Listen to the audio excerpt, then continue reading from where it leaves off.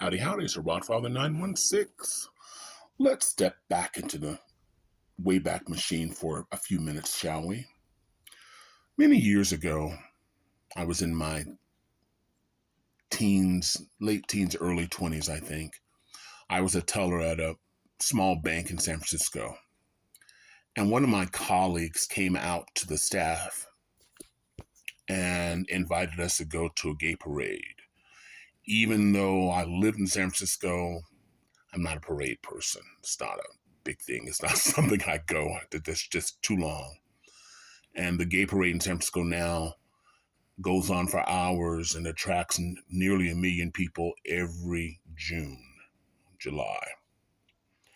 Anyway, he came from a small town in Alabama where he said he just couldn't breathe.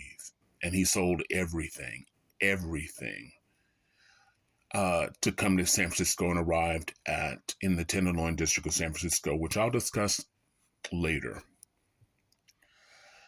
And at the parade, he was like an announcer, the background announcers telling us the ins and outs of the gay parade. And he pointed out a group of people with these old 8mm, 16mm cameras. And they did look odd because they're wearing green suits and burgundy suits and white suits and sometimes cowboy boots. And he said, these are people probably from Alabama and other parts of the South. And they are here specifically to film parts of the San Francisco Gay Parade. And, because, they wanted something to reinforce the stereotypes. They needed something to take back to the congregation or congregations about all the stereotypes. But what they found in San Francisco were a lot of gay people were just like them, just not wearing as much polyester. But they were just like them. And in fact, the majority of the people, dignitaries, there weren't many women dressed as men, but, the cameras would get started once there was a float or a truck with men wearing dresses or dressed in drag, because that's what would sell. That would reinforce the stereotype of, see, that's what happened if your kid comes out as homosexual, And so you have to understand, people know what they know. And it's not that people are inherently bad, but if you're not exposed to a culture, and I'm not saying working with, an Asian person or a Black person, I'm saying socializing with that person coming to your home, that person having discussions and sharing discussions about your family and what you go through on a regular basis. Until those discussions happen, what you are left with is brief snippets of how this culture is or how these people are. And as a result, because my family is multicultural, my children are biracial, I have a lot of biracial family members in my family. For me, living in a mono neighborhood is not an option for me. I'm too old to explain, and it's just not a comfortable place for me. Is it perfect? No. I mean, there still will be misunderstandings. The good news is in a neighborhood where there are different hues, you'll have a sense of go, they're just like us. Just louder or darker or whatever, but they're just like that. But if you live in the same neighborhood where everybody believes the same, they're God-fearing, they want to say white is white or black is black because racism and ignorance, no, there's no limit to that. There's no exclusivity. Every group has its share of racist. Sorry. That's just the way it is. I mean, there are members of my family that are racist. I said that was racist. See, that's why I'm always in trouble. But just keeping it real. So people are not inherently angry. Sometimes you just know what you don't know what you know what you know. So let's fast forward to 2023. The United States is still in tatters. Can't blame Donald Trump for most of this, and can't blame Donald Trump for what's happening in the Republican Party. But today I was watching Instagram, as I do. I've got a ton of things to do, a lot of writing to do, but I'm watching Instagram and on social media. This guy from Shark Tank, Kevin O'Leary, those of you who watch Shark Tank know who he is, was trashing San Francisco and Los Angeles, and saying how he would never stay in those towns because they're unsafe, especially at night. And the new word that is coming up, I notice in media, is ungovernable. Ungovernable generally applies, and this is mine, I could be wrong, to large cities, big cities, and blue states. And there's referencing the high population of homeless people. Now, I have traveled in the last year and a quarter to more than 25 cities, most of those in the United States. And these are not small cities. I just left Austin a few weeks ago. Every community in America, large or medium city, has a homeless problem. The conservative media wants you to believe, both people who don't travel, that San Francisco, Los Angeles, and New York are the worst. And so what they do is they film the same areas in the Tenderloin of San Francisco and Skid Row of LA and a place in New York where the homeless can go to get food. Skid Row and the Tenderloin has been with LA since before they were 1 million people. These were the only neighborhoods where you can get served. New York has places, other communities have places where they can get services, where they can get food, because there's so much fear of the homeless and what it will do and what it means to their community that there are only few places where they can actually come. Most homelessness, if your neighborhood is filled with homes and businesses, most homeless can't pitch a tent there or put up a tent there. However, if you're in a community where there's vacant land, where nobody's complaining, where there are few businesses, you may find a congregation of homeless people. But the conservatives, over and over, especially on media, show these same neighborhoods, same few blocks. I know San Francisco personally. My church is in the Tenderloin. It's across the street from the largest hotel in San Francisco, the San Francisco Hilton. So if you stay at the Hilton, you will come across a homeless person. But not all of San Francisco is filled with homeless people. But for whatever reason, conservatives want you to believe that what they're saying represents the entire community. And I don't quite understand why.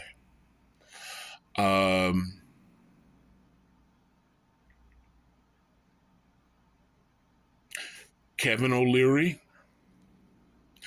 he's at a studio, I believe, in Culver City, which is about 11 miles from downtown LA.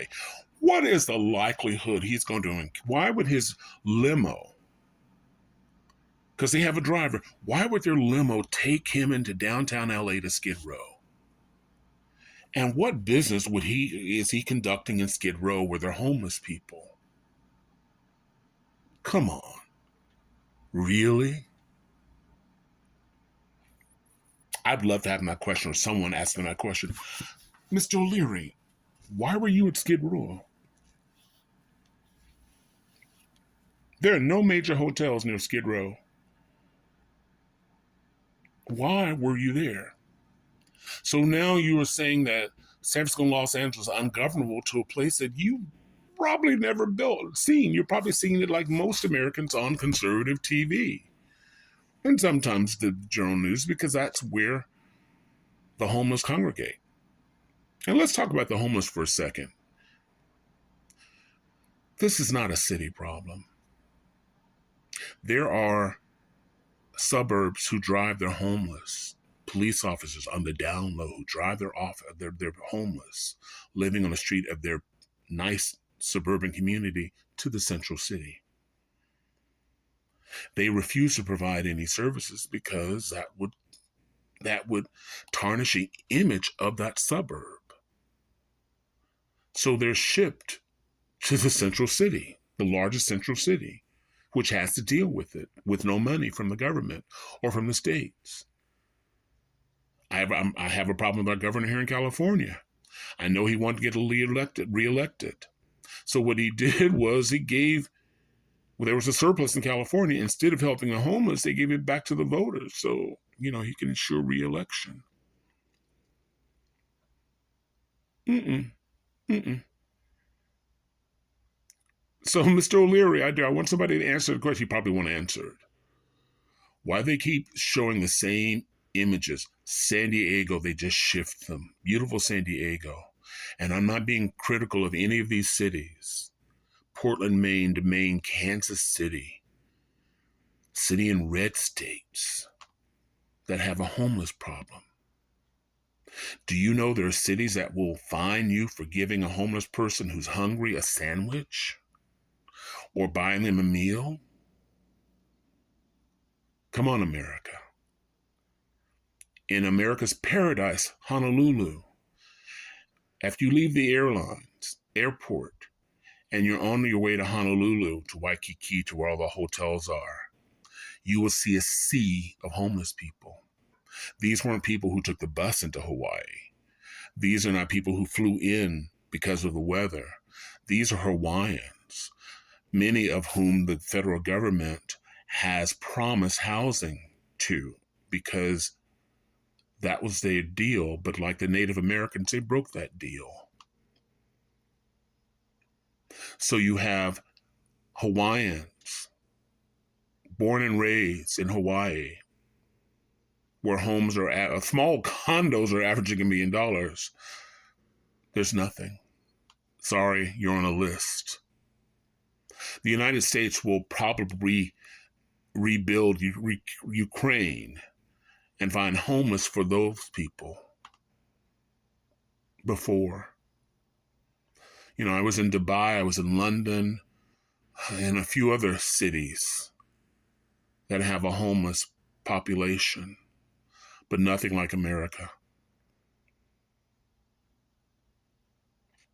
So I don't know what the conservative, the current word right now is ungovernable again.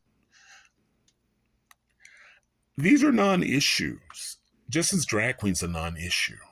My former wife and I were involved in our kids' education. We were both presidents of the PTA.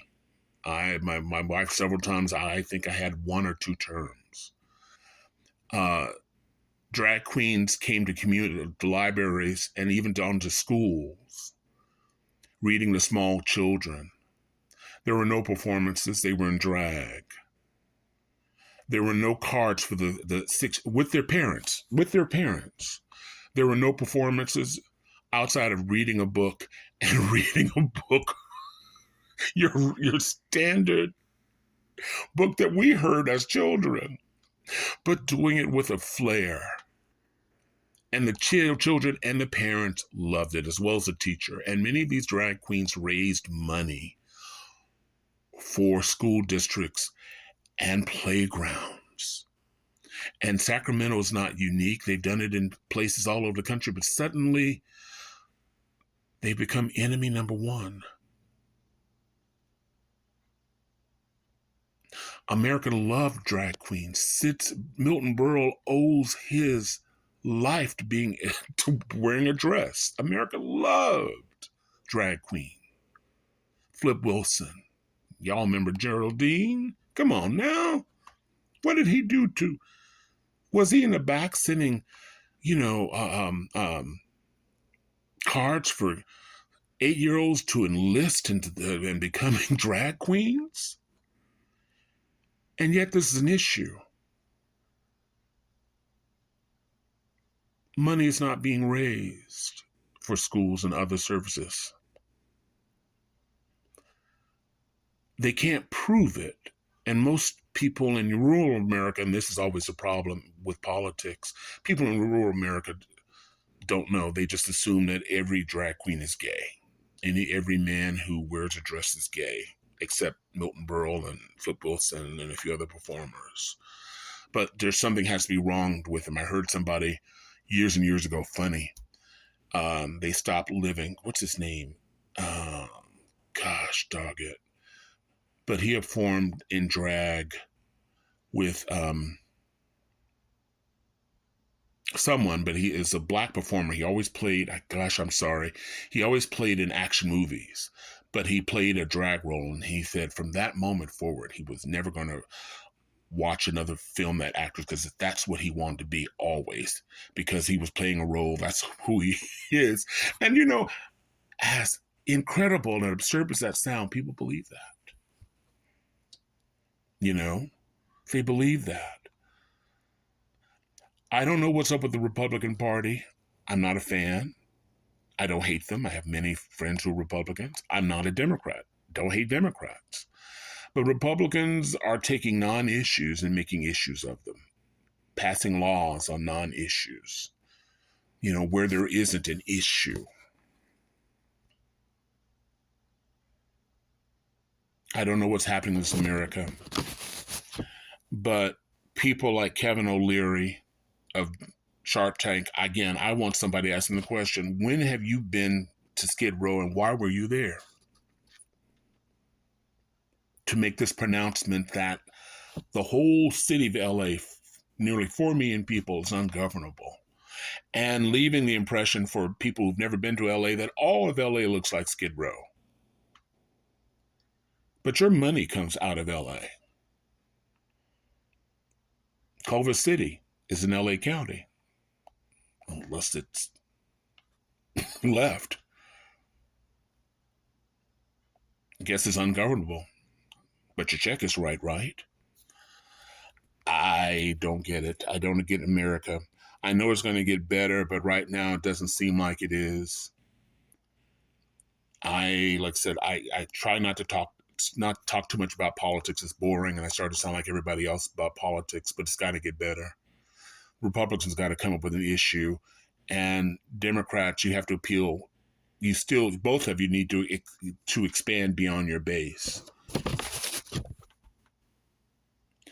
This is a Rodfather, ending on a boring note, politics.